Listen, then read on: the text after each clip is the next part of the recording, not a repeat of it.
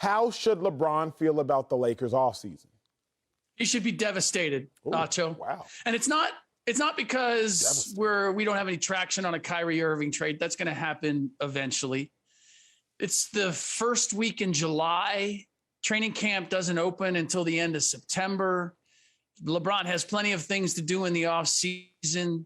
The Kyrie Irving thing is going to happen eventually. That it hasn't happened yet doesn't suggest that it's not going to. He should be devastated because of what Anthony Davis revealed when it came to what he's been doing. Now, I know, and for those who didn't know, AD came out and said that he hadn't touched the ball since the beginning of April. And his trainer has since come out and said, no, he's gotten up plenty of shots. He's tried to walk that back somewhat. I don't need him getting up shots. I'm not worried about his shot. I'm not worried about his skills. I'm worried about his body. I'm worried about his commitment, and I'm worried about his hunger since winning a championship in the bubble. They didn't make they got a quick first round exit 2 years ago. Did that motivate AD to come back stronger, better than ever? Got to make up for it. Got to get back on that championship trail? No, it did not. Is this not even making the playoffs, being an 11th place team in the Western Conference? Has that created lit a fire under him? Has it motivated him? We got to get back on top. Apparently not. And so for all the talk about, are they going to get Kyrie? Or are they not going to get Kyrie? What's it going to cost them, et cetera? Kyrie Irving does not change the landscape for the Los Angeles Lakers. Anthony Davis does. If Anthony Davis is the player and the monster that he was in that short time in the Orlando bubble, then adding Kyrie Irving would possibly make them, I still don't think that they're a title contender, but would make them appreciably better, would make them at least interesting.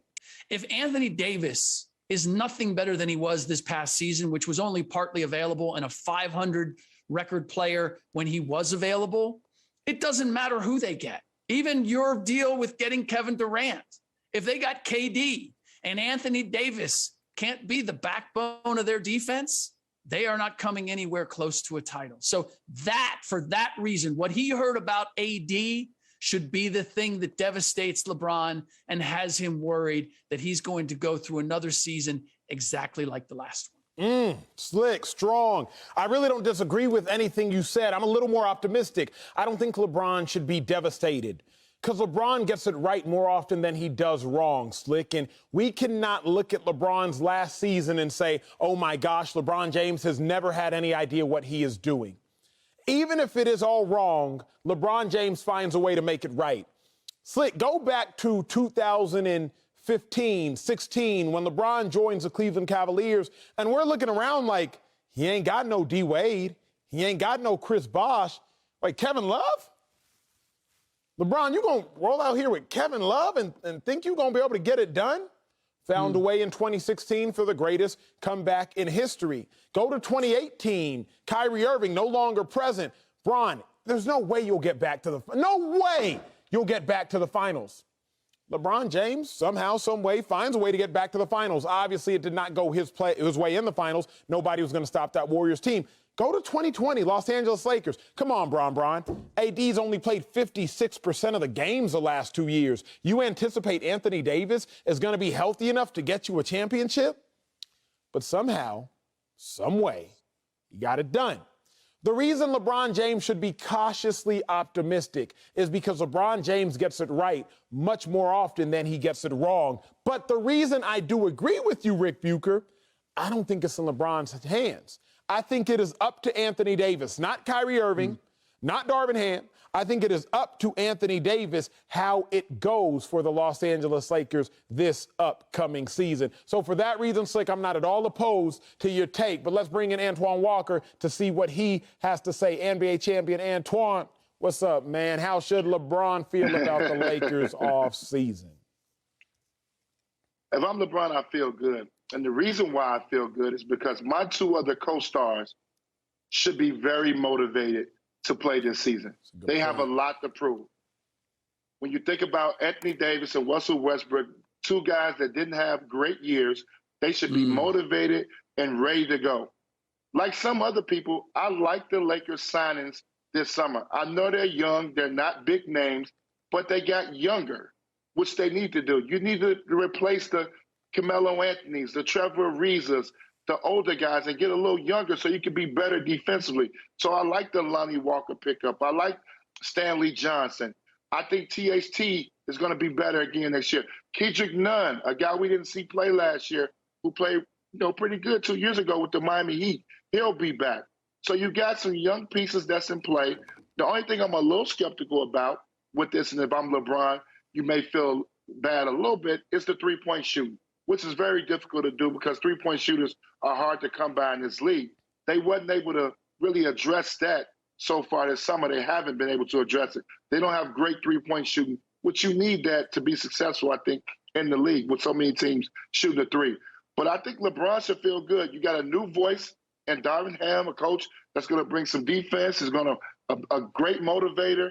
But his co-stars should be make LeBron feel really good. Both of these guys got to have rebound back years. And those guys should be motivated from start to finish, ready to go. I know, Rick, you talked about AD and him talking about not touching the ball. I'm fine with him not touching the ball in April, as long as he's starting to touch it now in July, August, and September leading up to camp. I'm fine with it. I wasn't happy about that either. That rubbed me the wrong way, too, as well. But I think he'll be ready to come and motivated. The pressure's on. This L.A., it's a little different in L.A. when that media gets on you. He'll be ready to go. You know what, Antoine, I wish I could believe that. But for all the reasons why, if that was true about AD, I feel like we should have seen it before now. It's not as if they just fell off. They've been struggling for a couple of years now. And I expected actually after the championship, that was the time for AD to say, because this was the plan. He was supposed to take the mantle from LeBron. Now I'm going to become the guy. And what did he do? He didn't come back with the same fire by any stretch of the imagination. He was not nearly as good as he was in the bubble when he was supposed to be taking another step forward. So I'm just not convinced that AD's appetite hasn't been sated by that one championship and that we're going to see him get back to the motivated AD that we saw when that championship was within sight. Like we only got a couple of weeks to go where we got to play great. And if we can do that, then I can get the ring that I've always wanted. That's what I haven't seen. And here's the other part. And you know what? I guess it's just it's my responsibility. It's my mantle to carry, and I will accept it on this show today, which is I have to be the bad guy. I have to talk about how there's no chance for Baker Mayfield. And I have to talk about how when we talk about LeBron James and what he needs from the pieces around him, we're not talking about the same LeBron James that we saw in Cleveland. It's not the same LeBron James. Fair. And it's why he needs an AD as much as he does. Because you're right, Acho, he is calculated. And he was so calculated last year that he measured last year's team and he said, we are not going anywhere.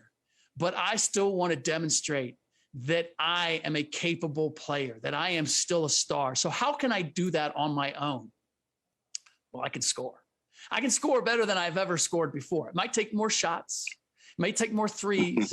And that might not be conducive to us winning games. It might mean me playing more fourth quarter minutes, even when we've blown out a team. But what am I saving myself for? Why should I play fewer minutes like I did previously, where I got to save my body because I got to play more games in order to give us a chance to have home court advantage and be ready for the playoffs? Nah, we got a team that we're beating up on and I'm lighting them up. I'm going to stay out there for a couple more minutes and see if I can push this past forward 40 and get my average up. And then if that costs me a couple games, well, that's not so bad because it means I have fewer games that I have to score big numbers in order to maintain that average to win a scoring title. So that was what his goal was last year. And he did it very well. Didn't quite get there, but put himself in the running. Pretty impressive. But he can't be going for a scoring record if he's going to be competing for a title this year. It's going to have to be a different LeBron James. And I just question at 38 whether he's capable of that. Because if he was, then I feel we wouldn't have seen him turn the page and go in another direction last year. I know that's not going to be a popular take. I also know it's the right one, so I have to take it. That's why I appreciate you, Slick Rick.